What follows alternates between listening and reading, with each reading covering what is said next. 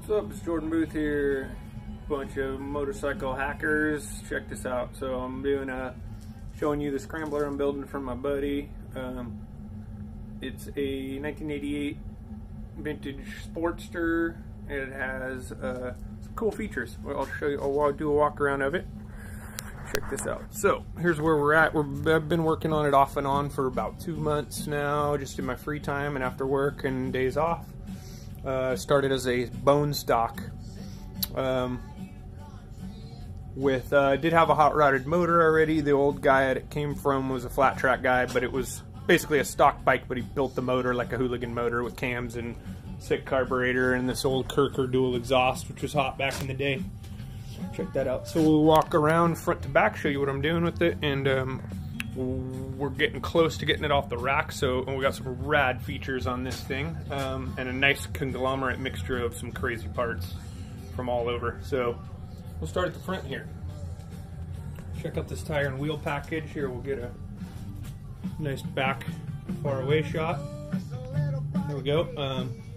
So front here, custom fork, of course. This is basically a DNA big twin fork. It is not specifically meant for off-road, of course, but it's a nice compromise between like an Öhlins or a KYB or a big Showa dirt bike fork, which would be pretty costly. And this is a nice in-between stock and in-between spending $3 or $4 grand. So this is a big twin aftermarket DNA fork.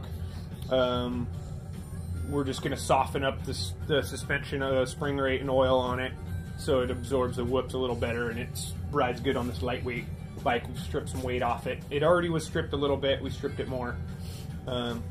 So we can make this work, and it's in the budget, and it's 10 times better than stock, I'd say. There's zero flex in the fork, you know, under heavy load. You can also, it's 2-inch over height. It says 2-inch over, but it measures 3-inch over, so it's actually quite a bit more travel. It's double the oil capacity, or more. And then on top of that, just the bigger forks. You get no deflection, you know, and taking it up the twisties. So we're right near famous Highway 9.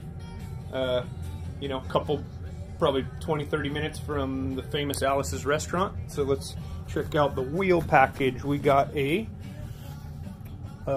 really lightweight 7-spoke Morris mag, new old stock. So this is a 1974-75 era Sportster wheel. You can buy these real affordable online, new old stock. Then we got, and it probably shaved about 5 or 6 pounds off the factory wheel itself, plus going to a lightweight, super grippy single disc. So we got the new old stock, very affordable Japanese rotor for the old Harley wheel, same 1970s era new old stock. Came over here, we got the Tokiko race brakes off of a Ninja with this little adapter here. EBC pads, of course, custom braided, tested at 3000 PSI line. Kind of got it routed, crossed over here. Working on the wiring, you can see we're gonna put a little cable stay here, like a little loop to catch this and retain it. And same with I'm going to hide the brake line right here behind the fork and get a little cable stay on there. I make these little clamps for all my big forks, actually, to cable stay. You can mount other stuff. I mount fairings off of this one, all kinds of, use them for all kinds of stuff. So what they are is they're actually racing fuel pump brackets, universal. To grab like a Holley or a Bosch fuel pump, and I just put the proper rubber thickness inside to shim it to fit whatever fork, and it isolates them so it's not metal on metal. We got this little universal scrambler fairing, real cheap, just lightweight little shell thing. It's like a mid-mount, you know. Dirt bike would be up high, up here. Road bike would be damn near touching. This is kind of a mid-mount, real minimalistic, weighs nothing. I mean, I think it's aluminum. We powder coated it black and it has gold flake in it. So in the sun, it just sparkles, but it's kind of understated and cool looking, and simple, light, cheap. So I'll show you a lot of my cheap tricks to build some sick shit. And this is definitely a conglomerate of like chopper parts, aftermarket dirt bike stuff, factory parts modified from other bikes, new old stock, and then fabricated parts, you know, of course. And I'll show you how to do a lot of the stuff I'm doing for half of what it costs to buy the parts new, you know. I work our way up here. This is not cheap, but it sure sets the bike off here. We got these sick ass risers and fat bars set up. This is too above my pay grade. I'm usually running, you know, some fabricated bars, spend no money, or some $100 risers. These are the real deal. Hard case, I believe, 6-bolt with the gauge mount. It's all internal wiring, which is a pain in the ass, but I'm working on that. We got the Nissan master cylinder that matches the race brake, or I'm sorry, the Ninja caliper, cheap on eBay. And then since this is a 7/8 bar with a 1-inch, with a sleeve to make it 1 inch, just trimmed in here the sleeve so that this 7/8 Nissan Master clamps right on there with no problem. Don't have to modify that at all. We got Chopper Sparkle grips, gold, Enduro Engineering, just trimmed the stock levers so they fit inside here. Enduro Engineering bark busters on there. New gauge, new longer cable. The speedo wasn't working right anyways, so new cog down here. The wheel spacers, I got that nailed. Oh, I also made caliper spacers, which you couldn't see from the other side. They're in there, 1 inch.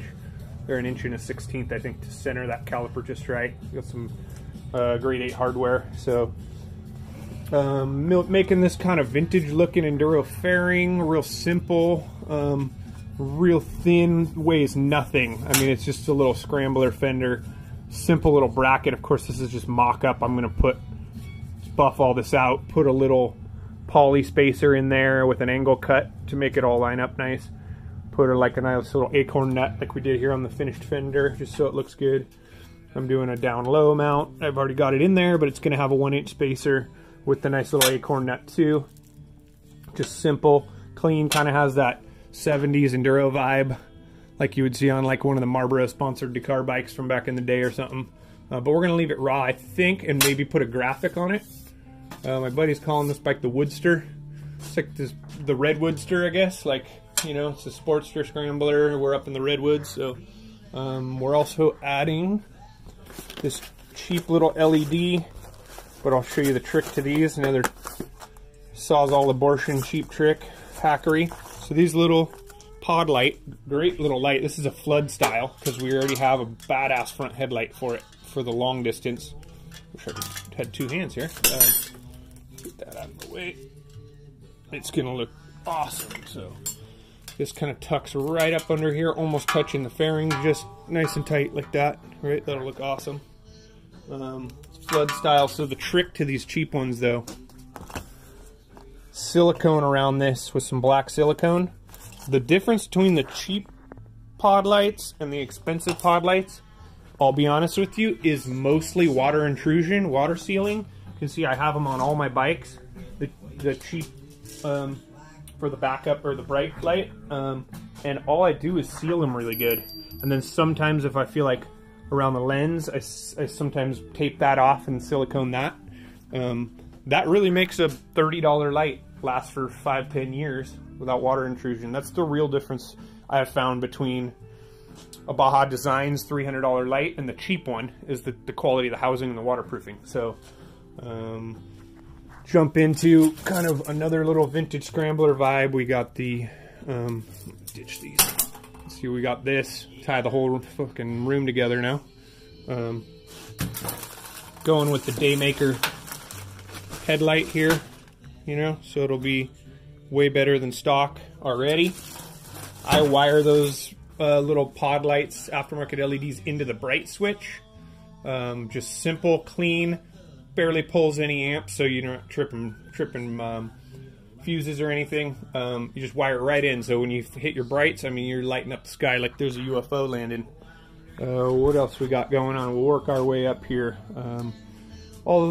I just got all this stuff finalized. All this stuff's torqued and Loctited, and I even do some nerdy paint pen shit. Some people hate it. I love it. I mean, especially on an off-road scrambler. And that reminds you, you've already torqued that, and you can tell, you know, if you need to nut and bolt check, you can do it from across the room with beer in your hand. It's pretty convenient. I mean, you can see if marks aren't lining up every time you walk by your bike. So I love it. Some people don't like it. Whatever. Fuck you. I'm building this thing. I know what I'm doing. So, air cleaner. I love the stock canned ham that other people throw in the trash and buy a $400 SNS. I have an SNS one. It's heavy as hell. It's better than stock as far as like just right out of the box, but you can mod these stock ones to be killer. So these weigh nothing. I ditched the little trim piece here that says Harley Davidson. Throw that away. Just another piece you don't need. Cross drill this bad boy. This little bit older one is not as restrictive as the newer ones, so it doesn't have this plastic cover and block most of this. So really just a little bit of drilling, and then I put in a factory filter, like a paper filter, sometimes a uni, or put a uni pre-filter over the paper one. I don't like K&Ns for scrambler bikes. Essentially they breathe better, but they're heavy and they let a lot of silt through. Fine particulates go right through them. That's why they breathe better, because they do not filter as well. If you're street riding only, or 90% street, you're good. K&N's great. This thing is off-grid Harley. My homie I'm building this for lives 5 miles on dirt, like gnarly dirt, like where you normally would ride an XR600, so he wanted a Harley, but he had to make it home. So then I'm going with another cheapskate special here. This is a XR dirt bike skid plate I had kicking around. Had my homies at Mason, Georgia paper blast it while they were doing some heads for me already. I just figured I'd have them do this, save me some time. And it damn near bolts right on. It's like this front mount lines up. All I need is a spacer, an angle cut spacer, and a bolt. And then underneath is, I mean, it's going to look cool too. It's kind of got a vintagey style. We're not trying to do a knockoff vintage bike, but I like just a little vintage flair. So something about it kind of gives you that throwback vibe, but can't quite put your hand on it, We're cleaning up the motor. We started scuffing this stuff. Cleaning up the metal. We're going to keep going and just degrease and clean the motor. Motor runs strong. Like I said, it's already cammed in Mikuni carb with pipes, and it runs killer. So why, we're just going to do fluid change plugs and move on. Got the TC Bros billet cover. These pre-91 bikes have a super weak side covers. I mean, you can break the 91 ones also, but he already broke the factory cover once and just put another factory one on there to scab it together. So we upgraded that. Obviously, new sprocket, chain drive. It was belt. So we got peg mounts. So another thing, 88 to 91, or I'm sorry, 91 to 03. A lot of the stuff I'm doing would just bolt right on it, but pre-91 you run into some problems. They don't make much for them as far as aftermarket scrambler mods, so like they don't make MX pegs for it. So we got some Arlen Ness newer MX pegs with the rubber buffers, and I'm modding all this shit. I'm gonna take the factory chingadera here, that the brake mount would go on. I'm going to cut this right here past the snap ring, put a longer stud here so it's threaded out to here, trim this in half, thread a full inch of it threaded so it will just spin on right here over the brake stay, or the brake rod there. So it'll go like that, and it will adapt it to MX peg for the newer bikes. And this is just a factory passenger peg mount, boom, that would go here with those super heavy, retarded, floppy passenger pegs. We converted them to another cheapskate special, converted them to cheap sliders. These are just universal, $15 sliders you buy on the internet. Come with garbage hardware, so you throw that away and get some real grade 8 hardware. Sometimes I make spacers. This one happened to be the perfect spacing. So this doubles as a passenger peg, and then we use those pegs for that. I mean, it's pretty awesome. And then walk our way back here, we got the bitchin' old vintage Kirker. far as the rear brake goes, you can see here we're just leaving it stock but putting EBC pads and bleeding it really good. It always worked great. We're going to make it work a little better and call it good. We got the tanks powder coated dark with gold flake. Also, I'm going to put a new cap on it. Working our way back, I have cut here and rolled out some plate. TIG welded a nice little compound rolled piece in here to cap off the back of the frame rail. Sleeved it through with a piece of tubing, TIG welded that up. Built this rack system. Lower rack is permanently affixed. I mean, you can take it off, but it's basically the fender strut seat mount. And then this little top piece of the rack is easily removable. 4 little bolts, boom, you pull that off. You can, got your passenger seat with passenger peg slider combo. We got these big boy 14-inch shocks here. Soak some of those whoops with the Hughes hand built everything. We got the billet chingas, the end caps, the swing arm saver down here. You can barely see behind the exhaust. Took the swing arm itself, rebuilt it. He said he had a little wobble in the back somewhere. So everything's been rebuilt now. New Timken bearings, shimmed properly. I stiffened up the swing arm, welding these little plates. This is like an off-road thing that I do when I fabricate trucks and stuff. Do frame plates, but this is the best way I've found to beef swing arms, and I've never seen anyone else do it. I searched the internet. This is the way I do them. I'll insert some pictures right after this. So that's that. When it looks, and this is all freshly powder coated. Sprockets powder coated. We got the 530 chain. I'm gonna put on the 81. Same thing. It's an 88. I'm sorry. So it has a lot more contact issues with the chain and slider than I have lifted. Both my bikes over here lifted about the same amount with no interference issues on the swing arm. But on this, you have this little block in the way. I could have cut off, but instead I'm gonna put a slider there. The real problem is that the countershaft sprocket is way smaller, like an inch or almost an inch. So that brings the chain down close to the swing arm. So it basically would just rub the shit out of the swing arm. It also wants to rub this exhaust bracket down here. So I'm gonna put a slider here, a little block with some hard poly so the chain slides right over. I'm gonna put a little chain tensioner down low to keep it up off this bracket. I may still have to clearance the bracket. Anyways, that's a lot of info. Oh, actually here you can kind of see sprocket difference size between the old and the new. Whoops, let's line them up a little better.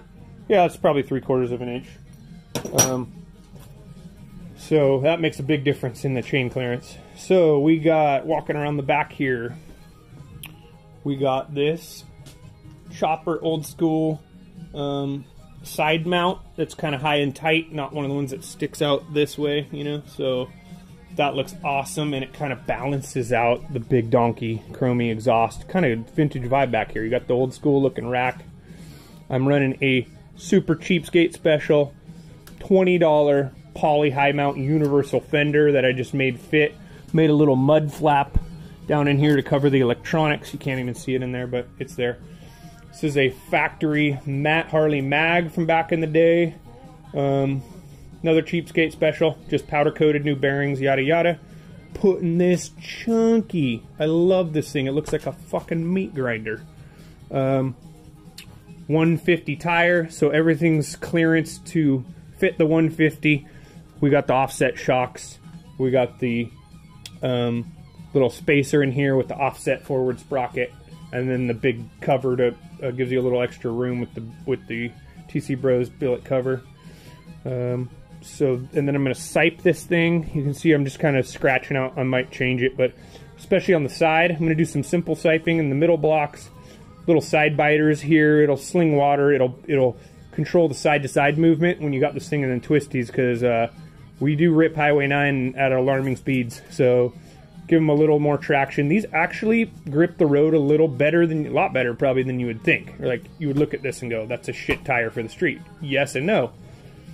The tire compound's very sticky, so it actually grips. It does have a little thugga little chunk to it, like as far as, you know, at low speed you feel it, little up and down vibration because it's some big lugs. But when you get that thing spinning, especially with a little side sight. It actually bites in real good, and it works amazing off-road. So the setup is so much better on this thing than it was, that even with this big tire, he'll be able to go 50% faster on the street than he was before. Because his setup, comfort-wise, handling, braking, everything's going to be just right. So he's a big boy. He's 6'3", probably 240. So he's my size. It makes it easy to measure the bike and set the bike up. So walking around here, nice Japanese rotor in the back. Like I said, stock caliper, but with EBC pads. We're gonna got this is an old school Corbin seat that came on it, but totally redone. I'll insert some pictures of what it looked like before. Added some foam. Added a little bit more of a wall because it was just like almost flat with just a little soft bump. So we added a tiny bit of a wall. Foam gets you, the extra foam makes it A, more comfy, B, gets you away from the controls a little bit more, another inch. And then we kind of cross-stitched it with a simple, classic kind of cross-stitch on it. Just basic, clean, looks kind of old school. Putting in something here for the battery box. It was a steel heavy piece of shit, and all the bolts were coming out of it anyways. Probably put an aluminum one in there, something real simple and clean. We'll see. Working on that. This peg mount, same as the other side. I'm going to cut, put a rod through there like a centering pin, weld it from the back side, and then TIG weld the new clevis block on there from the passenger peg. What else we got here? Probably going to relocate the coil. Oh, this side of the motor looks a lot cleaner than that side. I guess he was over here cleaning it. Looks way better. So where else we got? Plans for the future are get it off the rack in the next week or two, and then ride this bad boy. I mean, I'm super excited about that. I got my FXR waiting, my cheapskate FXR build that I'm doing a video on, waiting for this rack to be clear. So this thing's almost, I mean, it's been a full roller, but I'm ready to get it off of here, and we can finish the wiring and a couple things on the ground. And motor's tight, so it'll fire right up and go. Really excited about that. So those are giving away some of my cheapskate specials. This is going to be a pretty epic little scrambler mountain shredder, the off-grid Harley. So I'm going to insert some pictures right after this. So it's Jordan Booth Welding, working on my little buddy scrambler here in my garage. I hope you enjoyed that video, and check out these pictures I got going on.